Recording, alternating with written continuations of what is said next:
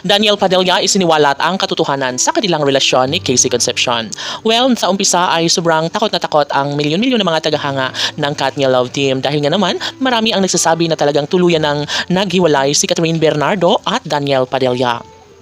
Well, ang pagkakaalam ng mga malalapit na kaibigan, pamilya ni Catherine at Daniel ay talagang hindi pa umano sila hiwalay. Yes, patuloy pa rin ang kanilang pagmamahalan.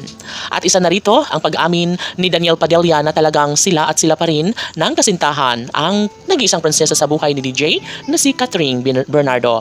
Of course, hindi po pwede kay Daniel na mawala sa kanyang buhay ang pinakaminamahal na si Queen Cat dahil ito lamang umano ang babaeng nagbibigay sa kanya ng kasiyahan, kaligayahan sa buhay at ito na nga ang babaeng kanyang pinili para makasama hanggang sa pagtanda.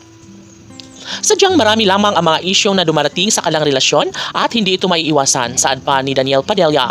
Nasanay umano sila sa mga ganong eksena sa kanilang relasyon. Marami ang nambabato, marami ang mga isyu na ibinabato laban sa kanilang pagmamahalan. Aminado, no, si Daniel Padilla na mayroon ring mga hindi nila pagkakaunawaan, ngunit hanggang ganun lamang iyon at nariresolba umano'y nila ito agad-agad dahil na rin sa kanilang tunay na pag-ibig na nararamdaman sa isa't isa. Sobra ang pag-iingat ni Daniel Padilla sa kanyang kasintahang si Queen Catherine. Of course, hindi po pwede kay Daniel ang tuluyang mawasak ang kanilang relasyon. No?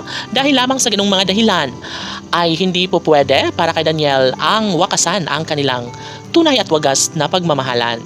Kampante ngayon ang taong bayan at ito lamang ang kanilang tanging pinanghahawakan na hanggang dulo ay sila pa rin na magkakatuluyan ni Daniel Padilla at Catherine Bernardo. Dahil sabi nga ng kanilang mga tagahanga na ito umano ang kanilang pinanghahawakan na meron silang mga pangako sa isa't isa na sila lamang ang tunay na magkakatuluyan at magsasama sa habang panahon. At narito nga isiniwalat ni Daniel Padilla ang katotohanan sa kanilang relasyon na talaga nga namang patuloy pa rin silang nagmamahalan ngayon at hindi umano makuha ni Daniel Padilla na humana pa ng ibang babae. Dahil bukod sa maganda na si Queen Catherine ay nariyan na ang lahat ng mga ugali na gustong-gusto at hinahanap-hanap ni Daniel Padilla. Nandoon kay Catherine Bernardo ang lahat na makapagbibigay kasiyahan habang buhay sa puso ni Daniel Padilla. Sa katunayan nga ay hindi po pwede, no, na mawala sa paningin ni Daniel Padilla ang pretty girl na si Queen Catherine.